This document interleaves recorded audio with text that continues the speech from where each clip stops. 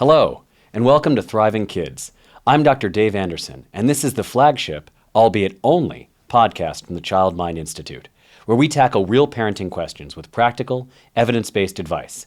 Today, we're talking about something foundational, helping kids get better sleep. Sleep plays a huge role in kids' mental health, learning, and behavior, but can also be surprisingly hard to get right.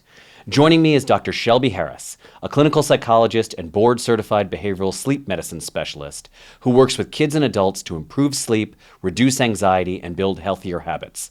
Dr. Harris has helped countless families figure out how to make good sleep part of daily life in a way that actually sticks. So let's jump into it.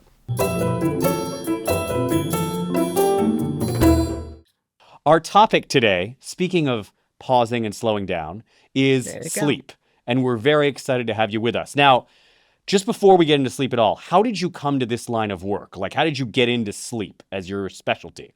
I know, it's unusual, right? So I was a sleepwalker as a kid, actually. Was only allowed to have the bottom bunk at sleepaway camp, tried to leave my house without realizing it. Yeah. And I was always fascinated with how I did this.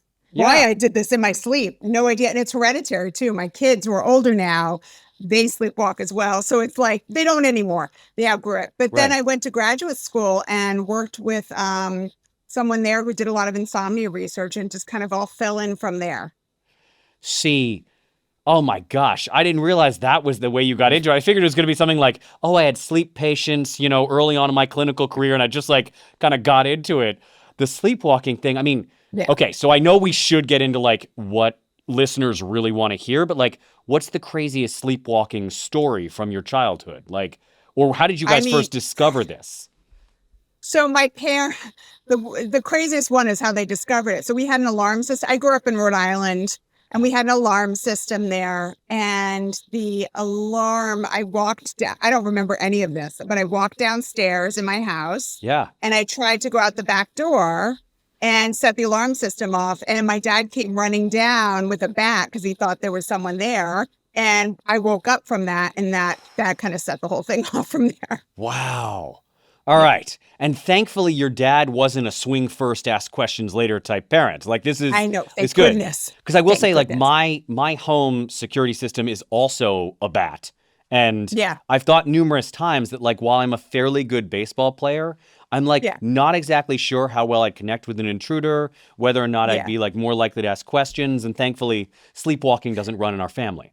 And sleep deprivation throws it off and makes it worse, especially in kids and adults too. Really? And so when my kids would sleep over at my parents' house for a sleepover with grandma and grandpa, and then they'd come back to me, they always had night terrors or sleepwalking episodes because that was the giveaway that Nana and Papa weren't having them sleep as much as staying up later and breaking all the rules. The sleep hygiene at the grandparents' house was exactly as we might expect as parents of children who have special grandparent support. Yes. Exactly.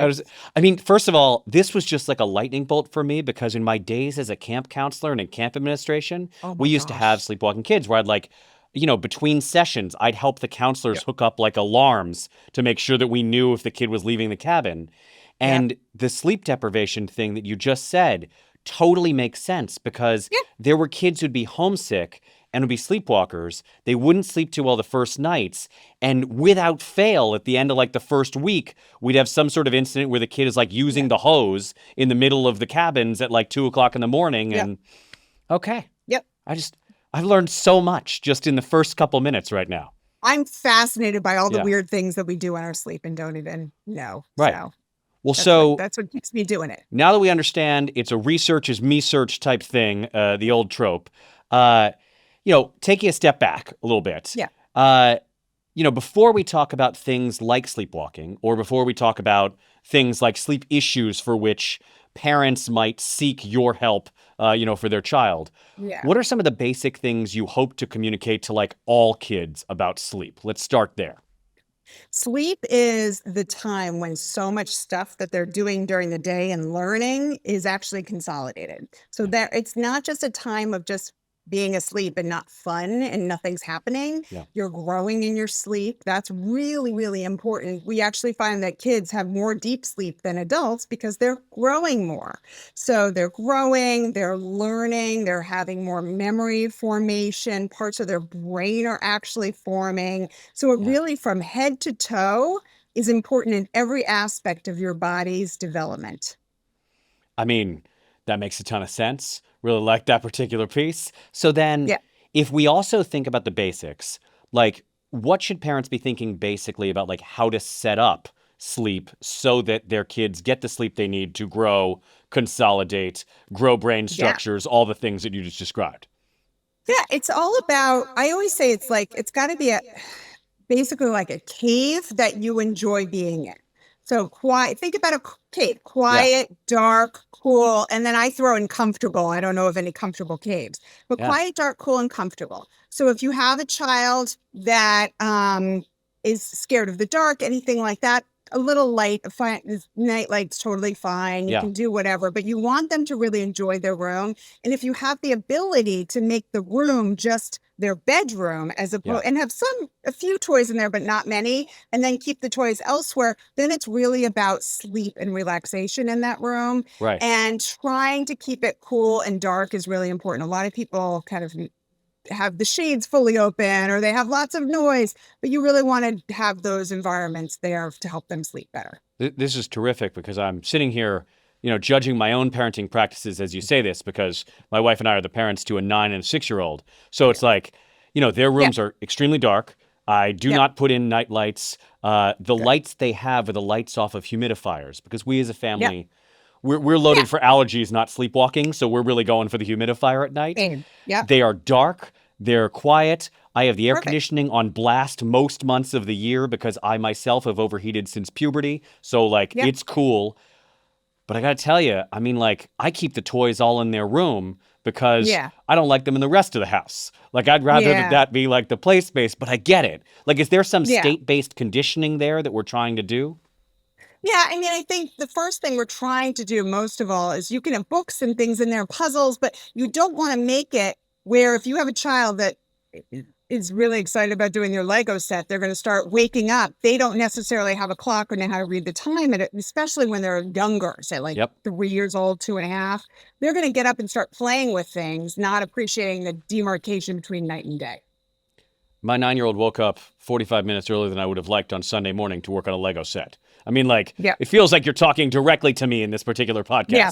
There may I know be it listeners. well. I remember those days. I was going to say, I'm expecting a universal experience. So what are some of the common sleep issues that parents come to you about across age ranges or where you need to kind of intervene, we'll say lightly, like the easier ones to address, perhaps?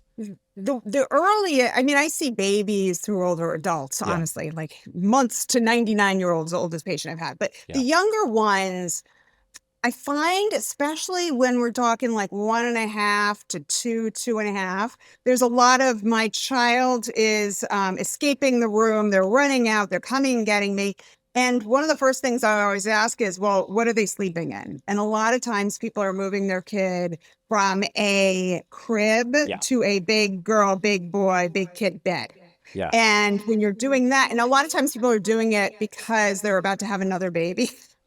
And so the other child looks so much bigger. Let's put them in the bed. Children don't have. Once again, it's like you're doing a cold read of my life. Keep going. Yeah. They don't have the mental understanding until at least 3, really, to understand that when you take a crib away, there's these imaginary kind of boundaries around a bed. Yeah. So they just wake up, and everyone wakes up throughout the night, even kids. They just have to learn to be able to go back to sleep easily. Yeah. So what they do is they wake up, they're like, oh, it's time to start my day. And then they just run and get mom and dad or go play with toys or whatever. So one of the easy fix is that I often have is move back to the crib. Unless there's a safety issue, they're constantly jumping out. Mm-hmm. Sometimes parents freak out after the first time that they're trying to climb out. Yeah. And I'll just say, well, did you talk with them? Did you try turning the crib to a different direction if there's higher on one side? Any of that sort of stuff. Yeah. Sometimes that's an easy fix because I had my kids in the crib until they were 3.25, 3.5, and they weren't too tall for it. So it worked fine. Same. But this is the thing, though. Then when you do go to the toddler bed, Similar to you, I'm talking about making the toddler bed as inviting as possible or whatever Yes. full-size bed they move to. But Yeah. do you then kind of, for that particular issue, your kid wakes up, doesn't exactly know how to go back to sleep. How do you work Yeah. with families on that when they really don't have the crib walls anymore?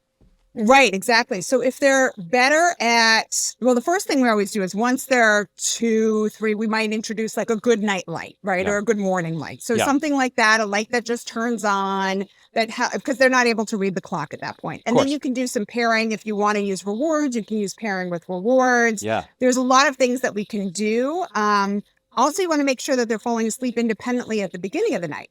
So I always work at the beginning of the night first, whether it's camping out, which we like to say, like you're in the room and you leave. And we have a bunch of, I have like in my new book with my co-authors, we have all these different recommendations. There's different ways to work on it. Right. But camping out is one where you slowly move your way out. You can do checking. There's so many different things to try. Right. But once your child's able to fall asleep independently at the beginning of the night, usually after 2 weeks, it starts to generalize to the middle of the night. Right. Most people try to do it all at the beginning. And then if it doesn't work to generalize, then you rinse and repeat and do it for the middle of the night as well. I mean, this is the thing, though, that even like the waiting of the 2 weeks is so hard because most parents are sitting there going like, I don't understand.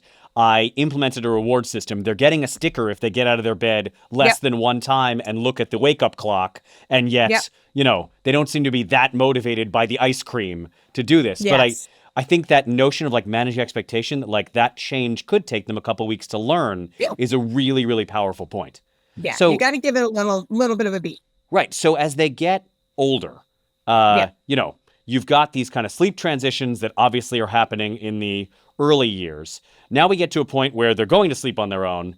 They're likely sleeping even more as we get in like late years of middle school and teen years. What do parents come to you that are kind of the minor issues at those times?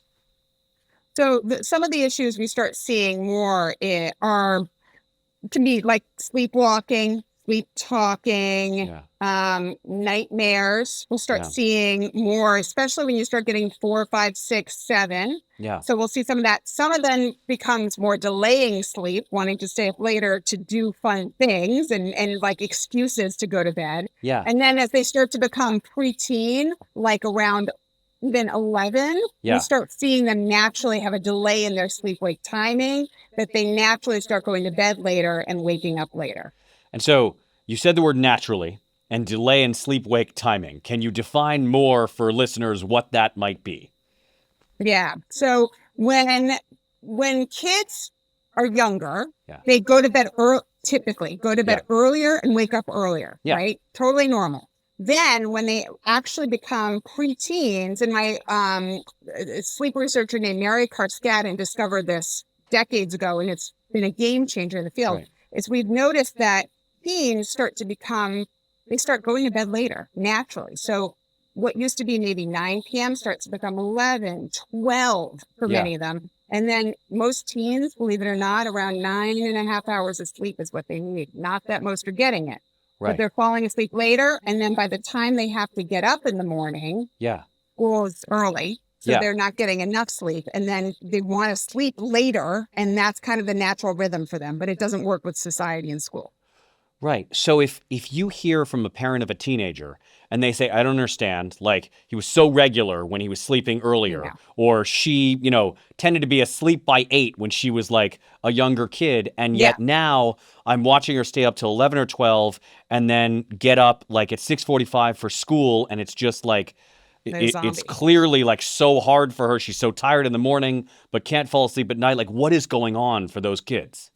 So in many cases, there's a delayed sleep phase that we see happening. So it's natural for them. It's really not a disorder unless it gets to be really, really late. Right. They're just sleep deprived. And so some things that I would recommend are like, watch it with the naps. They'll come home and they're trying to catch up by napping. Totally. Yeah. And then that makes them stay up later. And then watch the being overcommitted with things after school, with schoolwork. We have to also talk to the schools about this. Like my kids, all their schoolwork is on their computer or iPad for school. And then they have my high schoolers up so late doing work. So that's a problem, right? And then also try to get the screens out of the room as much as possible, because that even non-school stuff, they might be just naturally just staying up later, gaming, whatever it might be. But if you take those things out and they naturally still can't fall asleep until later, It could be anxiety, it could be other things, but a lot of times it's just their body's natural rhythm has gone later, and then we might intervene if it's getting in the way of them getting up to go to school.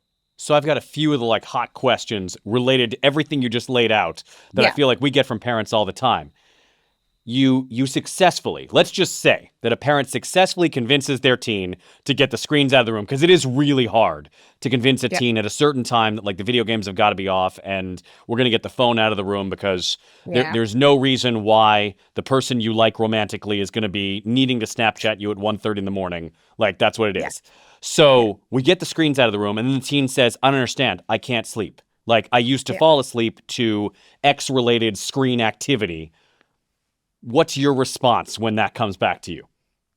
Well, if they can't sleep, what you mean, like they just physically can't sleep The even teen without the says, I screens in the used to room? watch Netflix in order to fall asleep, or I would use my phone to listen to music, Yeah. or, I would listen to podcasts like this one because the teen really Right. wants to learn stuff about themselves, and they're like thriving kids all day. That's what it is. But, that Right. kind of thing. Have they, but is it timed? Are they falling asleep at about the same time that's later anyways, that even if you took Right. away all the screens, they would naturally, just reading or doing art or something, just start getting sleepy naturally? Or have they trained themselves like a pairing? If it's a pairing thing that even when they go to bed a lot later, they can't fall asleep Yeah. without having a screen in there, then we need to work on that and try to uncouple that link. I feel like that's such a great experiment for people to do, because it's a Yeah. constant one that I even speak to parents or adult patients about, where they'll say, you don't Yeah. understand, like, I do fall asleep with, watching a show on Netflix.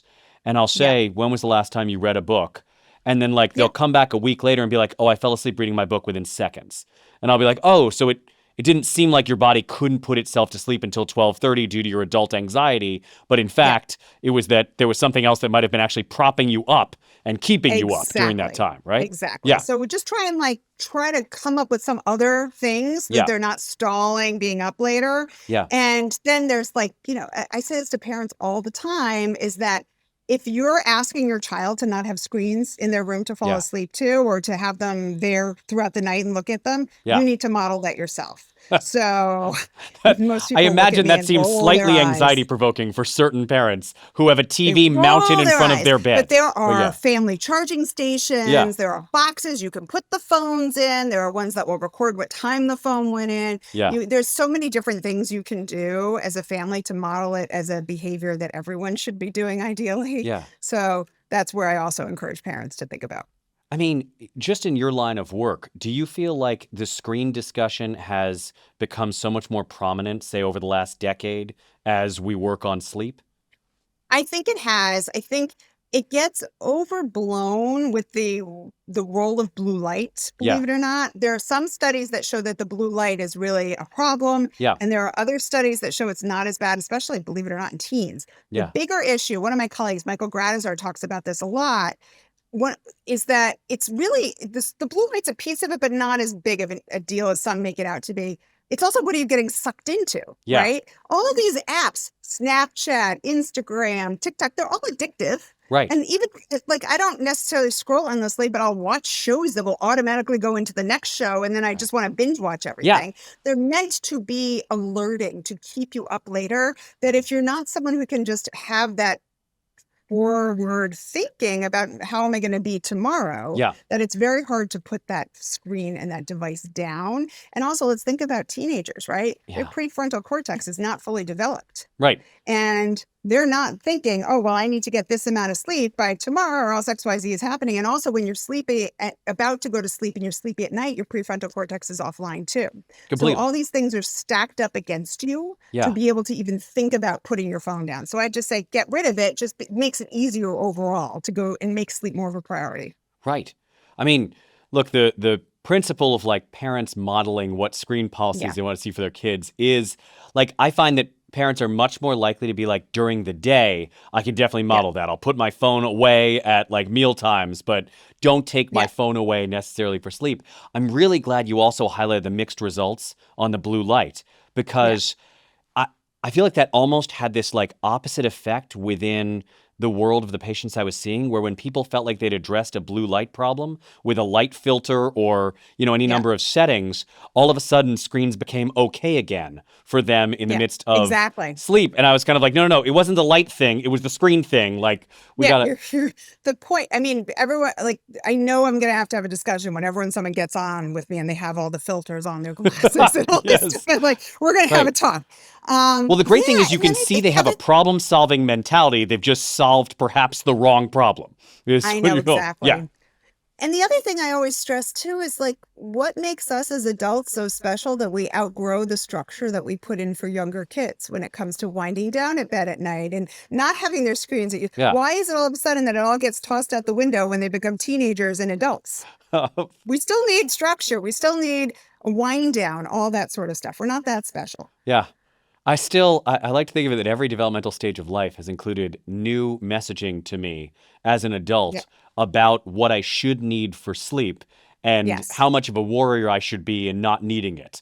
And like that truly is like an anti-self-care sort of like societal conditioning. So I would agree. Yeah. Just on this note, I think what we've highlighted, because, you have a book that you've written with your co-authors that addresses many of the topics that we're talking about even in this podcast right now. So many people could read your book and address some of these more minor things. What are some of the things the book can't fix when somebody might need to see a specialist like yourself? Great question. So if you're doing, let's say you're doing some of the stuff we talk about, so like the sleep fairy, or you're doing a reward system or whatever it might be for their sleep, and they're still just not responding after 2 weeks of doing these things, I would definitely see your doctor and ask for recommendations. And also, if there's any, like a child who doesn't get enough sleep at night shouldn't look sleepy. They tend to look more hyperactive. So if you have a child that's really sleepy during the day or hyperactive, despite working on all these sort of things, I would definitely bring that up to your doctor a lot of times. Because if there's any snoring, especially, we see it at any age, but when they're in that preschool age, that 4 to 6 even age, we see there's an increase in snoring in some of these kids just because their airway and the development of the airway. So if they're snoring at any age consistently, not just when they have a cold, I would bring that up too, because there might be some sleep apnea going on that's disrupting the quality of their sleep. So hyperactive, not getting enough sleep, or sleepy during the day, napping, especially as they're getting into school age. School age kids don't usually nap. If they're really sleepy, you might want to get that evaluated. Now, this is really terrific because I feel like, my area of clinical specialty, it has an umbrella over ADHD. And one of the constant differential diagnostic questions is we'll ask about sleep, quality of sleep, the parents' suspicions about sleep, just because we know that at some level the kid's attention could be affected by either fatigue or hyperactivity associated with sleep problems. We don't want to diagnose anything that could be fixed by reading your book rather than recommending an appointment with one of our psychiatrists or ADHD interventions. And it's something that I really stress upon every parent is if they're not getting enough sleep, but the snoring piece gets missed every time. Not every time, but so often in people. And I'll just say, like, just ask the parent, does your child snore routinely? Yeah. And if they do, that needs to get evaluated immediately. Not immediately, but within the next month or two. Yeah.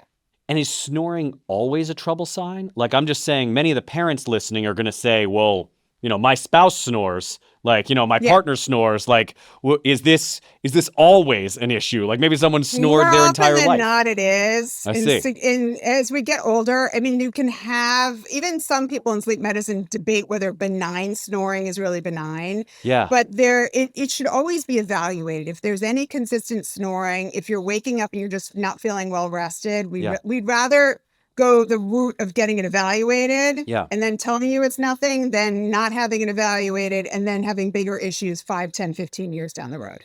And sleep studies for adults are really pretty, like the initial screeners or home sleep studies. That's just the initial screener, but they work well for a lot of people. Kids are still mostly in lab. That's the only problem. Got it. So what you're telling me is that if any adults are listening going like, I don't want to go do that thing where they hook up all the wires and you got to sleep in a pseudo room for a night or something, apparently they can do it at home. And maybe they'll discover something. Initially. If it shows that you have apnea, you likely have it. If it doesn't show you have apnea, then you might need to go in lab sometimes. But some of the screeners are like, literally, we call it a watch pad. It's like an oxygen sensor and a watch. I mean, and you don't even have to return it. Those can get tossed. Right. Like, they're not as in-depth initially as people worry about.